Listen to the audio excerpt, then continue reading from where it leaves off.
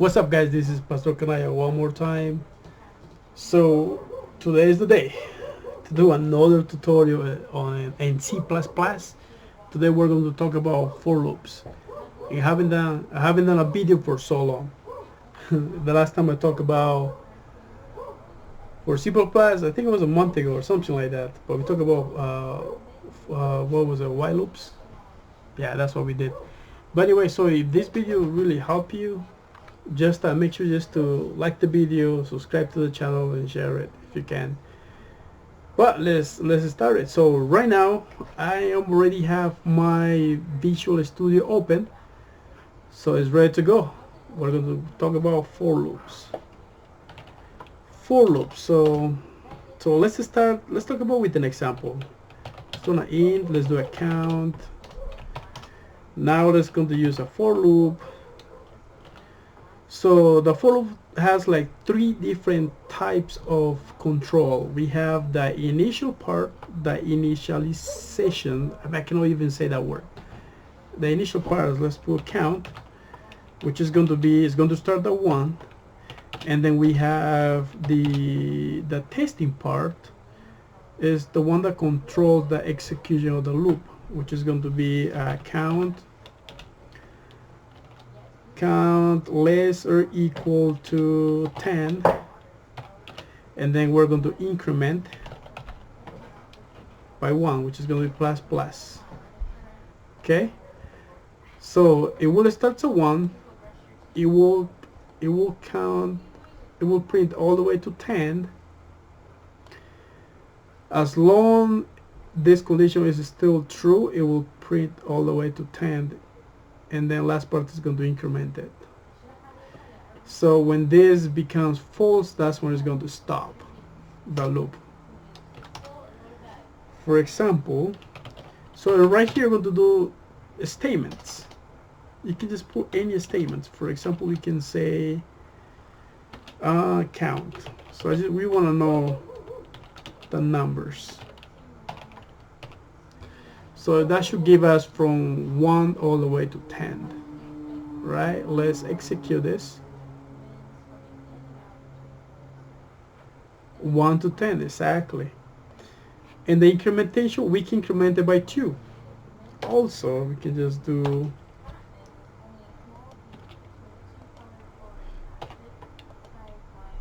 so it's going to give us 1 plus 2 is going to be 3, it's going to give us 5, it's going to give us 7, and then it's going to give us 9. Let's see that. 2, 3, 5, 7, 9, exactly. Right? And also we can count backwards. So we just do, you can just play around with these numbers for real, like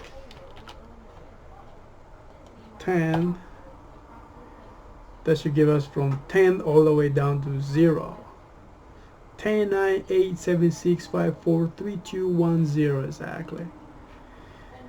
But this is the thing about for loops, you can just do whatever, and right here in the statements you can just say a lot of things. I don't know what you want to say, anything. But anyway, so right here, one of the things that we can also do, we can ask user input. For example, let's put right here, let's give it a name of value to this new integer. So I want to ask the user to enter, ask the user to enter the times that you want the loop to run. Okay, so let's store that value that they're going to be entering with a sin, which is going to be the value like I have it right there, and then let's change it right here. So we wanted to start at 1, right? So now we want to count equals to, less or equals to the value that they're going to be entering, and then let's just increment it by 1. And right here, yeah, it should give us whatever the user enters. Let's see. Enter the times that you want the loop to run. So let's do 20 times. It should give us from 1 to 20. Yeah, we got it. 1, 2, 3, 4, 6, 7, 8, 9, 10. Let's do another one. Let's do 100. Let's see that's working. Oh yeah, it's giving us from 1 all the way to 100.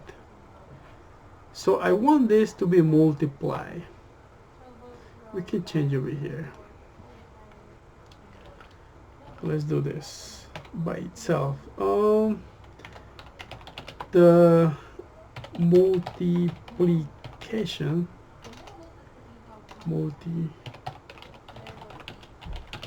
of the off. Let's just off.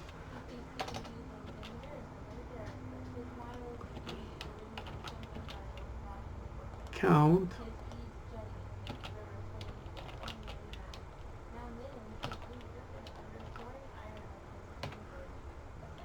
it's going to be times count again,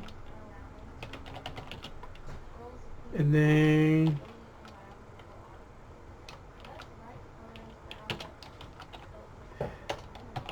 is